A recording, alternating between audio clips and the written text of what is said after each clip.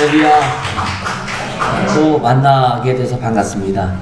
저는 한 4년 전에 독일에 있다가 그때 잠깐 한국에 방문하여서 여러분과 함께 말씀을 나눴던 기억이 나는데 여러분 기억나시는지 모르겠어요.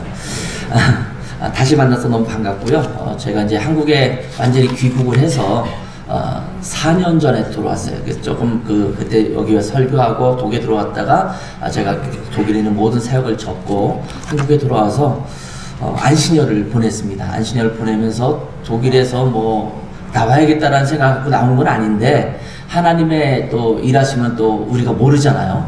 하나님의 말씀을 우리가 귀 기울여 듣고 또 주님께서 말씀하시는 것에 순종하겠다라고 결정을 했는데 뭐 나이가 제가 여러분에 비해서는 굉장히 연소하지만 그럼에도 불구하고 나이가 개척하기에는 좀 나이가 많이 들었어요.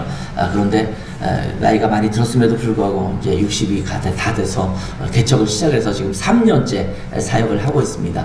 이제 막 새롭게 탄생한 새로운 교회인데 우리가 수련회를 가기를 결정하면라면서 우리 김한종 목사님 제가 존경하고 또 너무나 좋은 교회 성도들이고 그래서 이 김천으로 가자라고 하고 이 교회에 와서 수련회를 지난 3박 4일 동안 잘 지냈습니다. 덕분에 너무나 좋은 장소에서 은혜를 많이 나누고 또 목사님께서 말씀도 전해주시고 그래서 또 사모님께서 열심히 또 섬겨주시고 기대를 안 했는데 너무 열심히 섬겨주셔서 황송할 정도로 잘 지내다 갑니다.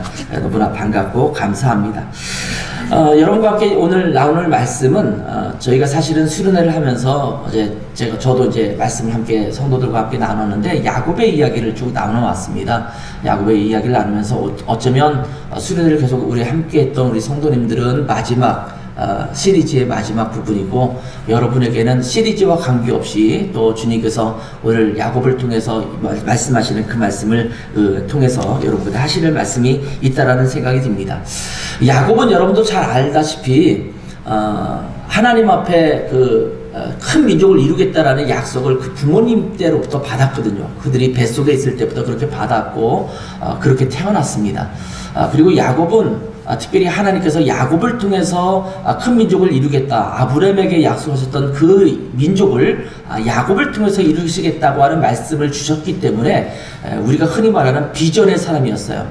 하나님께서 내게 비전을 주셨고 약속을 주셨고 이것을 큰 민족을 이루겠다라는 그런 마음을 갖고 있었기 때문에 그 비전을 어떻게 하면 성취할까 골똘하게 고민했던 사람이거든요. 근데 제가 우리 성도들과도 함께 수련회 때 그런 이야기를 나눴습니다만 하나님의 비전은 우리가 성취하는 것이 아닙니다.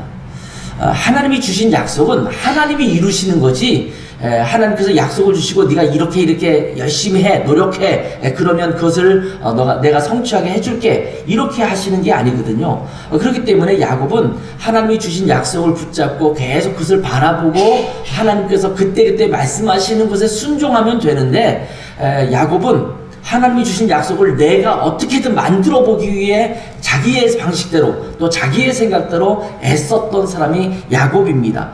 야곱의 인생을 쭉 살펴보면 사실은 거의 나이가 들어서 늙음막 할 때까지 계속해서 자기의 노력으로 자기의 애씀으로 하나님이 약속했던 그 약속을 성취하려고 했던 사람이었다라는 것을 보게 됩니다. 근데 오늘 부분은 거의 이제 방황의 끝을 향해서 가고 있는 그런 상황이거든요. 여러분 잘 알다시피 야곱이 자기 형 에서가 자기를 죽일지도 모른다는 생각 때문에 라반의 집에 가서 피해 있다가 지금 거의 20여 년 만에 집으로 돌아가고 있는 그런 상황입니다. 며칠이면 와서 머물다가 다시 돌아가서 에서의 노가 풀리면 다시 그 가정에서 뭐 살갑게 지내고 싶은 그런 마음을 가지고 떠났지만 20년이라는 긴 세월을 보내다가 이제 다시 돌아가고 있습니다. 그럼에도 불구하고 여전히 야곱의 마음에는 자기의 방식으로 뭔가를 이루어 보려고 하는 생각을 갖고 있는 것을 보게 됩니다. 오늘은 32장에 있는 말씀을 쭉 읽었는데 32장 13절에 보면 이렇게 야곱이 말하는 내용이 나옵니다. 야곱이 거기서 경의하고 그 소유 중에서 형 에서를 위하여 예물을 택하니 이런 표현이 등장합니다. 이제 집으로 돌아가는데 에서 자기의 형인 에서가 자기에게 어떻게 대할지를 모르겠는 거예요. 지금이야 뭐 카카오톡도 있고 뭐 메신저도 있고 여러 전화를 통해서도 서로 상황을 주고받을 수 있지만 그 당시에는 그럴 수 있는 상황이 아니잖아요. 형의 분노가 지금 풀렸을지, 아직도 ቁrum하게 있어도 오기만 하면 내가 잡아 죽이겠다라는 마음을 갖고 있을지 전혀 모르고 있는 상황이기 때문에 자기 형인 에서가 분노에 차서 자기를 죽이려고 했던 것을 알고 있는 상황에서 도망왔기 때문에 다시 돌아가면 아직도 분이 풀리지 않은 형 에서가 나를 죽이면 어떻게 할까라는 고민과 두려움에 빠져 있는 겁니다. 문제가 그 앞에 있는 거죠. 내 목숨이 보존될 수 있을까? 아니면 또 죽임을 당하는 억울한 상황에 놓여질까? 이런 것에 고민하고 있던 때에 그 문제를 어떻게 해결하면 좋겠는가? 라는 문제 앞에서 야곱이 택했던 것은 뭐냐면 여전히 자기의 방식대로 내가 예물을 보내서 형의 마음을 누그러뜨리고 그러면 형이 나를 용서하지 않을까? 이 많은 예물을 보고 형이 이 녀석 내가 정말 화가 났고 그랬지만 이 정도면 내가 보상을 받을 수 있는 것 같아 라고 하면서 용서할 것이라는 생각을 가지고 치밀한 계획 가운데 먼저 예물을 보내고 종들을 보내고 자기가 아끼는 두 아내와 또 두 여종 그리고 그 자식들은 맨 뒤에 두고 이러면서 혹시 앞에서 그 예물을 보냈음에도 불구하고 에서가 화가 나서 계속 그들을 쳐 죽이고 그런다면 자기는 내뺄 생각을 하고 그런 군의를 가지고 맨 뒤에 쳐져 있는 그런 모습이 오늘 본문에 등장하고 있는 것입니다. 야곱이 그 자기에게 주신 비전과 약속을 이루기 위해서 야곱이 했던 일은 딱 했어야 되는 일은 한 가지입니다. 하나님 앞에 계속 묻는 겁니다. 하나님 내게 비전을 주셨고 약속을 주셨다면 하나님 이것을 어떻게 이루시기를 원하십니까? 그러면 제가 지금 무엇을 해야 합니까? 이것이 야곱이 하나님께 보여야 할 태도였습니다. 그런데 야곱은 하나님 앞에 묻지 않습니다. 이것을 해결하기 위해서는, 이것을 이루기 위해서는 내가 어떻게 하면 좋을까를 끊임없이 본인 스스로가 생각하는 겁니다. 지금도 마찬가지죠. 지금 집으로 돌아가야 되는데 내가 이 아브라함과 이삭의 자손으로서 큰 민족을 이루는 하나님의 위대한 비전과 사명을 부여받았는데 이것을 이루기 위해서 다시 내가 고향으로 돌아가야 되는데 그러면 내가 죽지 않고 이 사명을 이루기 위해서 어떻게 하면 좋을까요? 주님, 제가 돌아가면 될까요? 안 될까요? 내가 돌아가면 형에게 죽을지도 모르는데 하나님 나를 지켜주시겠습니까? 제가 그냥 무조건 죽자 하니 집으로 돌아가겠습니다. 이런 마음을 가지고 하나님 앞에 결단한 것이 아니라 형의 마음을 누그러뜨리기 위한 자기의 방식으로 지금 일을 진행시키고 있는 것입니다. 그래서 에서를 두려워하는 야곱은 혹시 에서가 예물을 아랑곳하지 않고 자기에 대한 원한 때문에 자기를 죽일까봐 두려워서 머리를 쓰고 있는 것입니다. 하나님으로부터 새롭게 비전을 확인하고 지금 고향으로 돌아가고 있는 야곱이거든요. 그런데 그 밑바닥에는 여전히 인간적인 의도가 살아있는 것을 보게 됩니다. 여러분, 우리는 그리스도인이라고 불리는 사람들입니다. 그리스도인들은요, 이제는 하나님의 뜻대로 살아가기로 결정한 사람이 그리스도인입니다. 적당히 세상과 타협하면서 하나님이 주신 복을 그냥 누리기를 원하는 사람들이 아니라 내 인생을 하나님께 맡깁니다. 이제는 예수 그리스도를 따라서 평생을 살아가겠습니다. 이제는 나는 작은 그리스도와 같이 살아가겠습니다. 이렇게 고백하고 결단한 사람이 그리스도인입니다. 그런데 하나님의 뜻을 따라 행하면서도 여전히 내 삶 속에서는 내가 살아있는 부분이 너무나 많지 않습니까? 목사인 저도 마찬가지예요. 내 방식대로, 내 생각대로 어떻게 하면 목회가 잘 될까? 어떻게 하면 성도가 많이 모일 수 있을까? 어떻게 하면 사람들에게 보란듯이 내 목회가 이만큼 되고 있다는 것을 보이고 싶을까? 이런 것들을 궁리하고 있는 내 자신의 모습이 때때로 발견되거든요. 상황이 어떻든지 간에 하나님 앞에 굴복하고 하나님께서 말씀하시는 그 말씀에 순종하는 삶이 아니라 여전히 내 방식으로 내가 어떻게 살아갈 것을 궁리하고 있어요. 내가 어떻게 먹고 살지? 그러면 내가 어떤 직장을 가야 되고 어떻게 내가 생활비를 벌 수 있을까? 스스로 고민하는 것 우리가 하고 있잖아요. 내 자녀를 어떻게 키울까? 내 손주들이 어떻게 자라나면 좋을까? 이런 방식으로 이런 학교에 가서 이렇게 살아가면 이것이 생사학적으로 성공할 수 있지 않을까? 이런 것들을 골똘히 생각하면서 그 꼼수를 부리면서 계산적으로 철저하게 계획하고 생각하면서 살아가고 있는 것이 우리의 모습 아닙니까? 아직도 전적으로 하나님을 신뢰하기보다는 자신이 해결하기를 원하는 부분이 여전히 내 안에 많이 남아있다는 겁니다. 지금 야곱이 그런 모습을 여전히 보이고 있는 겁니다. 그런데 이러한 야곱을 향해서 야곱을 결정적으로 다루실 기회를 하나님께서 만드신 장면이 오늘 본문의 내용입니다. 32장 22절부터 24절에 있는 내용을 쭉 읽다 보면 이제 자기의 형 에서를 누그러뜨리기 위해서 예물을 다 보내고 앞으로 다 보내요. 그리고 맨 마지막에 자기 아내 둘과 또 그 아내에게 딸렸던 두 여종이 있지 않습니까? 그 여종과 또 12명의 자기의 자식들을 옆에 두고 있었는데 그들까지 보내요. 저 같으면 정말 저는 그럴 것 같아요. 제 아내를 뒤에 두고 제가 먼저 가고 내가 죽으면 당신들은 도망가세요 이럴 것 같은데 이 야곱은 정말 비열해요. 자기 사랑하는 아내와 그리고 그 자식들을 먼저 앞으로 보냅니다.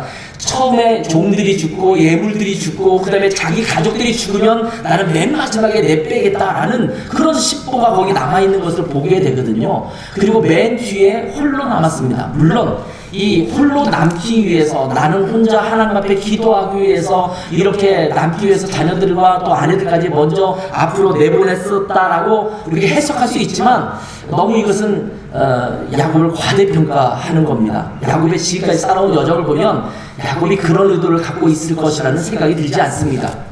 지금 홀로 남았더니 이렇게 본문에 기록되고 있는데 이 홀로 남았다라는 것을 우리가 어떻게 보통 해석을 하냐면 야곱이 하나님 앞에 독대해서 기도하기 위해서 홀로 남았다. 우리가 이렇게 굉장히 포장해서 설명하지만 저는 이 본문을 읽을 때 전혀 그렇게 느껴지지 않습니다.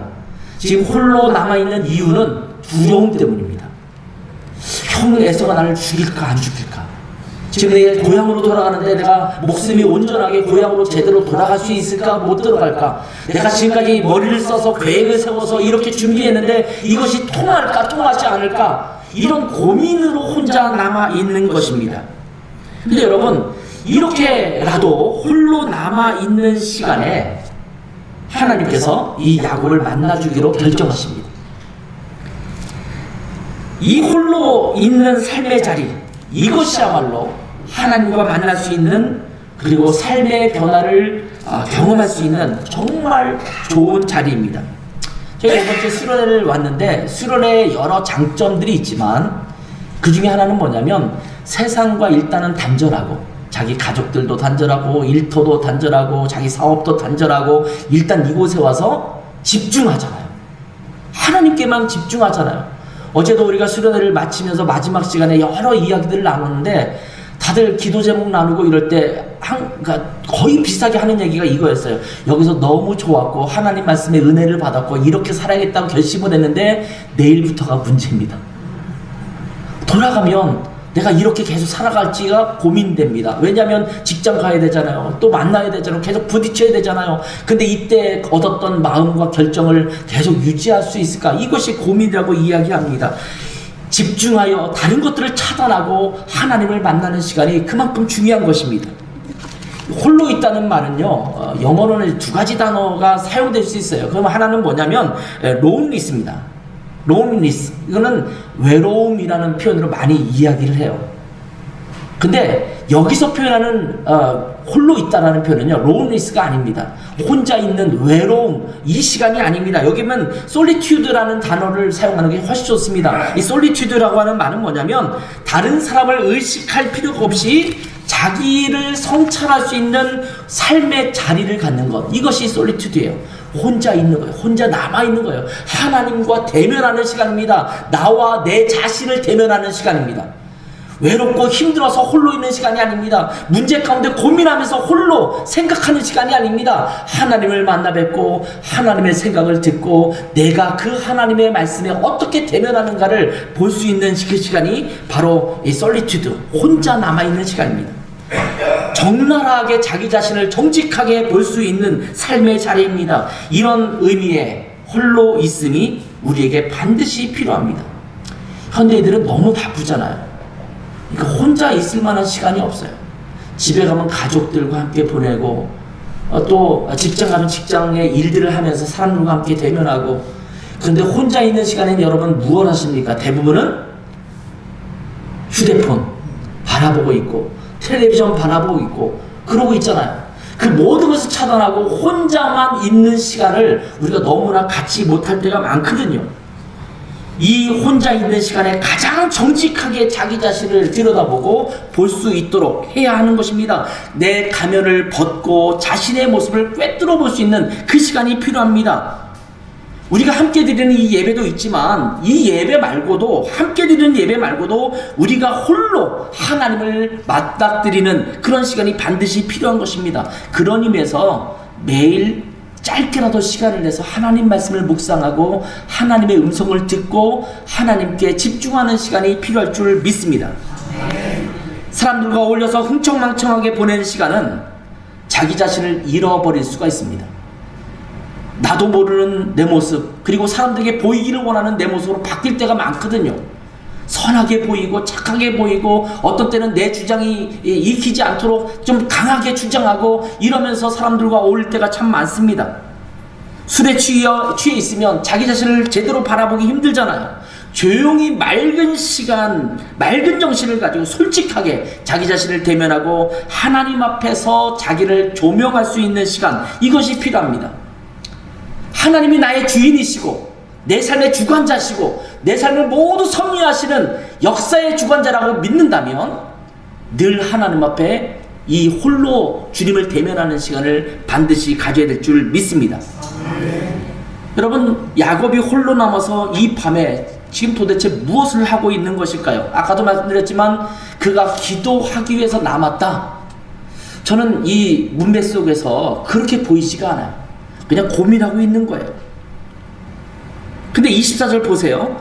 야곱은 홀로 남았더니 어떤 사람이 날이 새도록 야곱과 씨름하다가, 여러분, 홀로 남아있는데 누군가 야곱을 공격해서 돌아옵니다. 이것을 우리가 기도했다고 표현하잖아요. 기도한 것이 맞긴 한데 지금 처음에 야곱이 이 사람을 맞닥뜨렸을 때 어떤 생각이 들었을까요? 여기 보면 처음에 이렇게 표현하지 않습니다. 어떤 천사가 야곱에게 다가와서 씨름했다, 이렇게 표현하지 않습니다. 어떤 사람이 다가와서 씨름을 시작한 거예요. 지금 어쩌면 야곱은 형 에서가 벌써 알고 나한테 공격할 사람을 보냈나? 아니면 그 당시 족장 시대이기 때문에 주변에 있는 어떤 나라, 어떤 민족 사람이 내가 지나가는 걸 보고 또 재물이 많은 것을 보고 예물대와 소떼, 양떼가 많은 것을 보고 나를 공격하는 것은 아닌가? 이런 두려움이 들지 않았겠습니까? 아마 누군지도 모르고 처음에는 맞닥뜨려 싸웠을 것이라는 생각이 들어요. 내 목숨을 건지기 위해서, 내 가족을 지키기 위해서 그냥 치열하게 지금 싸우고 있는 그런 부분입니다.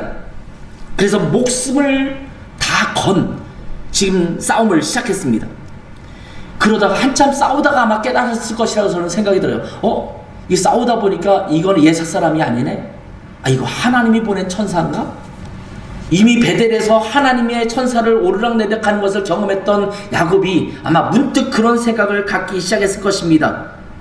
야곱이 처음부터 이 사람이 하나님의 천사라는 것을 깨달았다, 또는 알았다, 추측했다, 이런 기사의 내용은 전혀 여기에 기록되고 있지 않거든요. 그러다가 이 치열한 싸움 가운데 25절에 보면 그 사람이 야곱을 내가 이길 수 없다라는 생각을 하니까 야곱의 환도뼈를 쳐서 그 환도뼈가 위골되었다, 이렇게 표현합니다. 싸움을 하는데 너무나 야곱이 결사적으로 달려드니까 이 게임이 안 되는 거예요. 그래서 이 사람이 야곱의 환도뼈를 칩니다. 이 환도뼈라는 것은 이 엉덩이의 조인트를 말하는 고관절이라고 우리 흔히 말하잖아요. 고관절. 이 고관절이 몸의 균형을 잡는 데서 굉장히 중요한 부분이거든요. 이 부분을 친 거예요. 어떤 사람은 이렇게 말하기도 해요. 이걸 보면서 하나님이 야곱을 이기지 못하니까 반칙했다, 이렇게 말하는데 여기가 왜 반칙입니까? 지금 올림픽 경기의 씨름이 아니거든요. 올림픽 경기에 레슬링을 하는 게 아니에요. 지금 생사를 건, 어떻게 해서든 상대방을 어그러뜨리고 넘어뜨려서 자기 목숨을 건지고 상대방을 없애야 되는 그런 싸움을 지금 하고 있는 거거든요. 두 사람이 싸웠다면 그렇게 싸우지 않았겠어요? 그러니까 여기는 반칙이라는 게 없죠. 어떻게든 내가 살아남아야 되고 상대방을 이겨야 되니까. 야곱도 아마 어떤 방법으로든 상대방을 이기기 위해서 그렇게 할 수도 있지 않겠습니까? 여러분 어린 시절에 좀 싸움을 좀 해보셨는지 모르겠지만 내가 약하면 어떻게 해요? 주변에 많은 거 돌 하나 집어 찍으면 되잖아요. 그럼 사람들이 그걸 반칙이라고 말하겠습니까? 물론 야비하다, 어떻게 그럴 수 있냐 이렇게 말할 수 있을지 모르지만 우리 어린 시절 알잖아요. 그냥 돌을 들어 찍든 뭐든 상대방이 강해서 아주 독하게 나를 이겨먹으면 그 다음부터 걔를 못 건드리는 그런 사람이 되는 거잖아요. 지금 하나님이 야곱과 싸우면서 그의 환도뼈를 치게 된 것입니다. 이 뼈는요, 사람이 제대로 설 수 있는 힘을 갖도록 하는 데 있어서 굉장히 중요한 뼈입니다. 이 뼈가 유골되었기 때문에 더 이상 힘을 쓸 수 없는 상태가 됩니다. 버틸 수가 없게 된 것입니다. 하나님은 야곱이 자신만만해서 스스로 뭔가를 할 수 있다라고 생각하시고 힘을 도저히 쓸 수 없도록 만들어 놓으신 것입니다. 이제 야곱은 스스로 그 무엇도 기대할 수 없는 처지에 이른 것입니다. 이제는 절대적 좌절, 절대적 낭망을 할 수밖에 없는 그런 지경에 이르는 것입니다. 이것이 환도뼈를 친 거예요. 내가 뭔가라도 남아있으면, 내 힘이라도 있으면, 내가 부리는 종이라도 있으면 내가 이것을 이용해서 뭔가 이겨먹을 수 있을 텐데, 내게 주어주신 그 사명을 내가 이룰 수 있을 텐데, 내가 할 수 있다라고 생각하는 그 모든 것을 하나님께서 가져가신 것처럼 느껴지게 하는 시간이 바로 이 씨름에서 내 환도뼈가 유골된 것입니다. 보통 사람들이 자기의 스펙을 자랑하잖아요. 나는 뭐 어디에서 박사학위를 받았어요. 난 이렇게 공부했어요. 어디에서 어떤 경력을 쌓았어요. 내가 이걸 할 줄 알고 이런 기능이 있고 이런 능력이 있습니다. 이것을 자기가 자랑하잖아요. 내가 왕년에 이렇게 살았습니다. 내가 갖고 있는 능력은 이 정도 됩니다. 이런 것을 갖고 있는 사람들은요, 때때로 하나님을 무시해요. 하나님 앞에서 교만해요. 내가 갖고 있는 것으로 충분히 뭔가 할 수 있다고 생각해요. 근데 그럴 때마다 하나님은 내가 갖고 있는 것을 완전히 깨뜨려 버리시는 순간이 옵니다. 내가 갖고 있는 것을 가지고 하나님 앞에 겸손하게 내 자신을 드리면 하나님은 건들지 않습니다. 그런데 내가 갖고 있는 것을 가지고 내가 할 수 있다고 믿는 순간 하나님은 그것을 철저하게 부숴버리시는 거예요. 네가 이것을 갖고 할 수 있다고? 아니, 나는 네가 그것이 없어도 내가 너를 통해서 하는 전능자 하나님이야. 그러니까 나만 신뢰해. 이것이 주님께서 우리에게 보여주시는 것입니다. 야곱은 환도뼈가 유골되고 나서야 이 사람이 평범한 사람이 아닌 것을 알았습니다. 그래서 그 다음에 태도를 바뀌죠. 그냥 싸움에서 졌으면 그냥 끝나야 되는데 야곱의 한 태도가 무엇입니까? 26절에 보면 내게 축복을 주십시오. 나를 축복하지 않으면 내가 당신을 보낼 수 없습니다. 이렇게 이야기를 합니다. 그때 하나님이 묻습니다. 내 이름이 무엇이냐? 자, 야곱이 너의 이름이 뭐냐? 이렇게 물을 때 내 이름은 야곱입니다 라고 대답을 했어요. 근데 제가 느껴지기에는 이 대답을 했을 때 자기의 얼굴이 확 하고 달아올랐을 것 같아요. 이름을 말하는데 수치스러운 거예요. 야곱이 뭡니까? 속이는 자예요. 속이는 자 야곱. 너의 이름이 뭐야? 속이는 자입니다. 어쩌면 그 순간 자기의 인생이 파노라마처럼 다 스쳐 지나갔을지 모르겠어요. 나는 지금까지 속고 속이면서 내가 그렇게 내게 주어진 그 사명과 또 내게 주어진 비전이라고 생각하는 그것들을 위해서 내가 이렇게 치열하게 살아왔구나. 근데 여전히 나는 이렇게 한없이 부족하구나. 절대적 절망 속에 빠질 수밖에 없는 이런 연약한 자이구나. 제한적인 자구나. 내가 할 수 있는 일은 없구나. 이것을 느끼지 않았을까요? 내가 스스로 뭔가를 할 수 있다라고 생각했던 야곱, 그 야곱 자신의 실체를 보게 하신 것이 바로 이 이름을 묻는 장면입니다. 너의 이름이 무엇이냐? 때로는 좋은 이름이어도 때로는 부끄러울 때가 있어요. 제가 운전을 하다가 얌체짓을 했어요. 그래서 살짝 뭐 이렇게 스쳐서 사람과 이렇게 만약 그 접촉사고를 냈다면 제가 그때 저는 목사인데요 이렇게 말하지 않을 거예요. 아마 그냥 그거는 전혀 감추고 그냥 평범한 사람인 것처럼 얘기할 거예요. 요즘 옛날에 한국차에 승합차들, 교회들 많았잖아요. 승합차가 많았을 때는 교회 이름을 대문자 가게 써붙였거든요. 요즘 시내에서 이 교회 이름 써붙인 차를 보기가 쉽지 않습니다. 그래서 어떤 분들에게 물어봤어요. 왜 교회에 이름을 안 붙이고 그냥 승합차를 운행하십니까? 했더니 그분이 하시는 말씀이 그렇게 말씀하시더라고요. 이걸 붙이면 덕이 안 됩니다.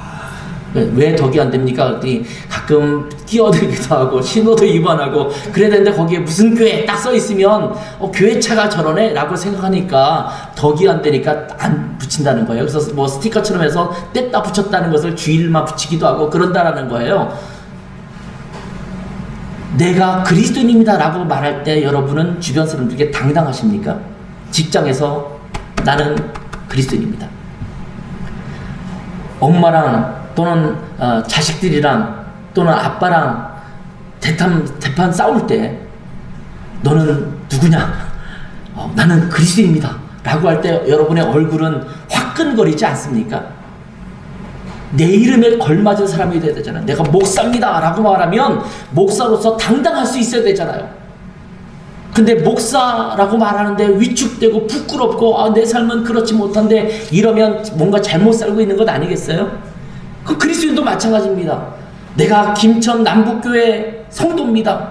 라이트하우스 고향교회 성도입니다 라고 말할 때 그것을 말하기가 부끄러운 삶을 살아가면 안 되지 않겠습니까? 근데 야곱이 지금 그런 거예요. 너의 이름이 무엇이냐? 내 이름이 내 실체입니다. 내가 속이는 자였습니다. 이렇게 말하는 것입니다. 우리도 우리의 실체를 보게 되어야 합니다. 자, 어떤 사람이 어떤 다른 형제와의 심한 다툼과 아픔이 있었습니다. 그래서 그 형제가 자기 자신의 뭐 약점도 말하고 다른 사람에게 그것을 과장해서 자꾸 퍼뜨리고 이렇게 하면서 상처를 줬기 때문에 굉장히 힘들었어요. 그러면서 이 사람은 집으로 오는 차 안에서 하나님 앞에서 그 사람을 원망합니다. 하나님, 운전하고 가면서 그 사람 정말 나쁜 사람 아닙니까? 내가 요만큼밖에 잘못을 안 했는데 더 부풀리고 다른 사람에게 온갖 사람들에게 다 내 얘기를 하고 나에게 큰 상처를 주었습니다. 이렇게 하나님 앞에 불평합니다. 그럴 때 하나님께서 그에게 이렇게 말씀하십니다. 그가 너의 실체를 온전히 보지 않게 된 것을 감사해라. 그 사람이 나를 향해서 욕하고 비방했던 것보다 나는 더 악하고 더러운 존재거든요. 많은 사람들은 내가 의로운 것 같고 떳떳한 것 같지만 사실 나 자신을 내가 잘 알거든요. 저도 목사지만 내 삶 속에서는 목사라고 말하기 부끄러운 그런 수치스러운 부분도 있지 않겠어요? 내 자신을 내가 알면 그 앞에서 겸손할 수밖에 없습니다. 근데 우리는 다른 사람이 뭔가 나에게 그러면 나 자신의 약함과 연약함과 부족함은 보지 못하고 상대방에 대해서만 그렇게 원망할 때가 참 많거든요. 여러분의 실체가 도대체 무엇입니까? 하나님께서 야곱을 때려눕히는 순간 야곱은 이제 내 인생은 끝났구나 이렇게 생각했을 것입니다. 여러분, 그때가 하나님께서 일하시는 순간입니다. 성경을 보면 그런 내용이 부지기수예요. 내 자신이 이제 다 끝났구나, 나는 할 수 없구나, 밑바닥까지 내려갔구나, 나는 할 수 있는 것이 아무것도 없으니 이제 나는 밑바닥 인생으로 살겠구나 라고 할 때에 그때 주님께서 찾아오십니다. 그리고 하나님께서 말씀하십니다. 이제 내가 할게. 그 순간에 여러분 감사하시는 것이 좋습니다. 내가 무엇을 할 수 있다라는 생각 때문에 내 삶 속에서 하나님이 멀어지고 있다면 할 수 있다라는 나의 능력 자체가 축복이 아니라는 것을 기억하시기 바랍니다. 건강 때문에 하나님을 의지하지 않는다면 오히려 건강하지 않은 것이 감사한 일입니다. 내 능력이 뛰어나서 내가 물질적으로 부유해서 하나님을 의지하지 않는다면 능력이 좀 부족한 것이, 좀 물질적으로 연약한 것이 더 감사한 일입니다. 그래서 우리가 이런 찬양 하잖아요. 약할 때 강한 대신에 내가 약할 때, 내가 연약할 때 오히려 내 안에 들어오셔서 일하시는 주님을 만나뵐 수 있을 줄 믿습니다. 그래서 결국 야곱은 하나님을 의지할 수밖에 없습니다. 그래서 물고 늘어지죠. 이제 내게 축복하십시오. 내게 축복하시지 않으면 당신을 보내드릴 수 없습니다. 이렇게 야곱이 고백하게 된 것입니다. 이때 하나님께서 그에게 새로운 이름을 주시죠. 이스라엘이라는 이름입니다. 이 이름은 하나님과 겨루어 이겼다라는 의미도 있습니다만 그 의미만 우리가 많이 생각하는데 그것만이 아닙니다. 하나님이 다스리심, 하나님이 통치하심이라는 의미도 여기에 포함되어 있습니다. 다시 말하면 야곱이 하나님과 싸워서 씨름해서 이겼지만 사실은 하나님이 야곱을 치신 것입니다. 야곱의 힘을 끊으신 것입니다. 이제는 하나님만을 의지할 수밖에 없는 하나님의 통치를 받아야만 살 수 없는 자로 만드신 것입니다. 속이면서 속여가면서 자기 스스로 살아가려고 발버둥 치고 있는 이 야곱에게 하나님만 의지하여 하나님의 지배를 받는 자로 바뀌게 된 것입니다. 근데 그 사건을 31절에 이렇게 끝내고 있습니다. 그가 분이엘을 지날 때에 해가 돋았고 그 환도뼈로 인하여 절었더라. 밤새도록 씨름하고 이제 아침이 밝아옵니다. 아마 이 흙투성이에서 싸웠겠죠? 땀에 이 흙투성, 먼지투성이가 잔뜩 몸에 있었을 거예요. 이 다리는 쳤으니 쩔뚝쩔뚝거리면서 이제 걸어갑니다. 자, 동력이 터오는데 지금 야곱의 모습은 정말 처절한 모습, 쩔뚝거리는 모습, 그런 모습이었습니다. 그런데 이 아침은 비루한 아침, 실패한 인생 야곱의 아침이 아닙니다. 이 표정은 어떻게 되냐면 분이엘을 지날 때에 해가 돋았는데 그 현도뼈로 인해서 주로 절었다 이렇게 말하고 있지만 처참한 모습이지만 이전의 야곱과는 전혀 다른 자신감이 있었습니다. 지금 패배자같이 느껴지거든요. 처절하거든요. 남루하거든요. 정말 피곤에 쩌든 그런 모습이거든요. 다리까지 절거든요. 그런데 이전에 애서를 두려했던 그 마음에서 당당하게 하나님만을 의지하며 애서 앞으로 나아가는, 맨 앞으로 나아가는 야곱의 모습으로 바뀐 모습을 여러분 보시기 바랍니다. 아멘. 어디에서 이런 현상이 일어나냐면 분이엘에서 일어나요. 분이엘, 하나님을 만나 뵌 거예요. 하나님의 얼굴을 뵌 거예요. 하나님을 맞닥뜨리는 순간 이제는 내 능력과 내 삶으로 살아가면서 내가 뭔가를 하려고 하다가 때로는 그것에 지쳐서 피곤하고 처절하게 나락으로 떨어졌던 그 모습이 아니라 나는 부족하고 여전히 연약하지만 그러나 전능하신 하나님이 나와 함께 하시기 때문에 내가 이제는 당당합니다. 자신 있습니다. 왜냐하면 하나님이 하시기 때문입니다. 내 삶은 온전히 하나님 것입니다. 하나님이 나를 다스리십니다. 이 고백으로 나가는 야곱의 모습으로 바뀐 것입니다.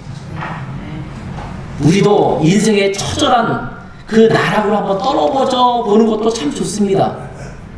하나님을 경험하지 못하면, 하나님을 맞닥뜨리지 못하면, 온전히 하나님 앞에 내 인생을 드리지 못하면 어쩌면 하나님은 그 밑바닥까지 쳐박을 거예요.